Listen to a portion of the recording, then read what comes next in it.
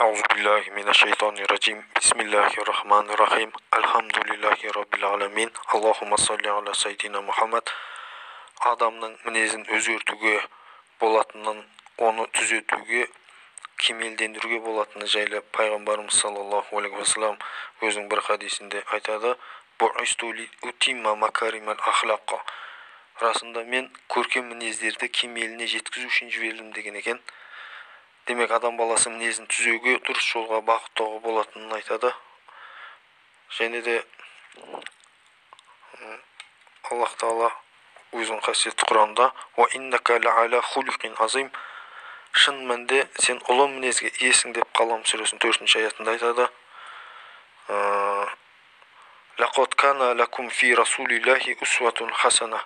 Аллахтың Расулының бойында сіз үлгі алатындай тамаша өнеге бар деп Ахсаб сүресінің 21-ші аятында айтады. Аллах Тағала пайғамбарымыздың бойында біздер үлгі алатындай жақсы мінез құлықтар бар екенін айтады. Және Айша анамыз айтады: Аллахтың елшісінің мінезі Құран еді дейді. Анас ибн Малик айтады: пайғамбарымызға 10 жыл қызмет жасадым, бір рет болсын уф демеді деп айтады екен.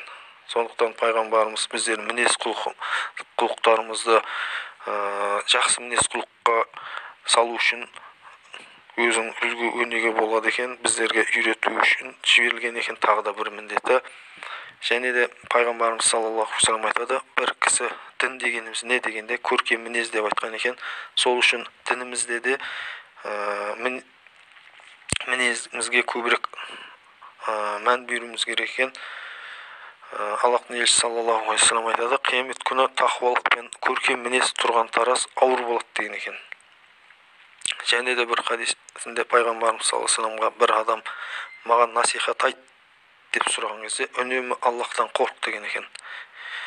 Тағы да насихат айтыңызшы дегенде жамандықтың артын оның жойып жүретіндей бір жақсылық жаса деген екен. Тағы да насихат айтыңызшы деген кезде адамдарға көркем мінезбен қарым-қатынас жаса деп айтқан екен.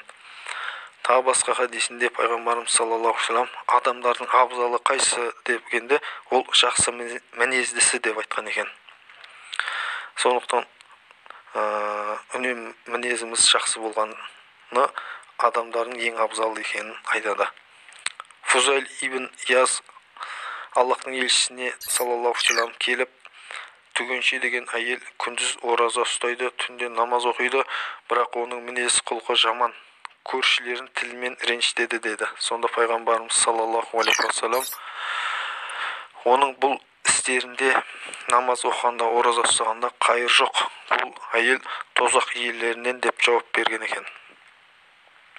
Абу Дарда пайғамбарымыз саллаллаху алейхи вассалам қиямет күні таразыға қойылатын нәрселердің ең әуелгісі жақсы мінез деп айтқан екен. Және Аллах Тағала иманды жаратқан кезде иман: ей Аллахым, мені қуаттандыр деді. Аллах Тағала оны көркем мінезбен қуаттандырған екен. Сонда күпірлік айтқан екен: ей Аллах Тағала, маған күш бер деп сұрағанда Аллах Тағала оған жаман мінез беріп қуаттандырған екен. Пайғамбарымыз саллаллаху алейхи вассалам көркем мінез Аллах Тағаланың жаратқан нәрселерінің ұлысы деген екен. Бір күні пайғамбарымыз саллаллаху алейхи вассалам Аллахтың елшісі иманы жағынан мұъминдердің қайсысы абзал деп сұрайды. Ол мінезі көркемірек болғаны деп айтқан екен. Пайда үйірі Аллахтың елшісіне пендеге берілген нәрселердің ең жақсысы не деп сұрағанда пайғамбарымыз саллаллаху алейхи вассалам жақсы мінез деп айтқан екен. Және де пайғамбарымыз саллаллаху алейхи вассалам бір хадисінде сендердің қиямет күні маған ең жақындарыңыз көркем мінезділеріңіз деп айтқан екен. Умму Хабиба пайғамбарымыз саллаллаху алейхи вассаламнан бір әйел 2 мәрте тұрмыс құрса, кейін ол әйелдің 2 ері де бақилық болып барлығы жаннатқа кірсе, әйел ол екеуінің қайсысымен бірге қалады деп сұрағанда пайғамбарымыз саллаллаху алейхи вассалам дүниеде қайсысы күйеуінің мінезі жақсы болған болса сонымен деп айтқан екен. Анас ибн Малик радиаллаху анху сондай пенде бар, көркем мінезімен жаннаттың жоғарғы дәрежесінен орын алады. Ол күндіз ораза, түнде намаз оқитын тақуа емес еді дейді. Сондай пенде болады, тынбай құлшылық жасайтын пенде өзінің теріс мінезімен жаһаннамның төбінен орын алады деген екен.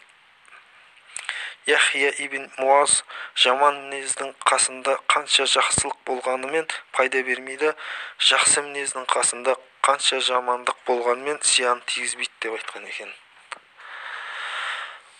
Әл-Джунайд пенденің амалы мен білімі кем болса да, оның 4 нәрсе жоғары көтереді: мейірімділігі, кішіпейілділігі және жомарттығы мен көркем мінезі деп айтқан екен. Көркем мінез Аллах Тағаланың құзырындағы жаннат есіктері деп айтқан екен.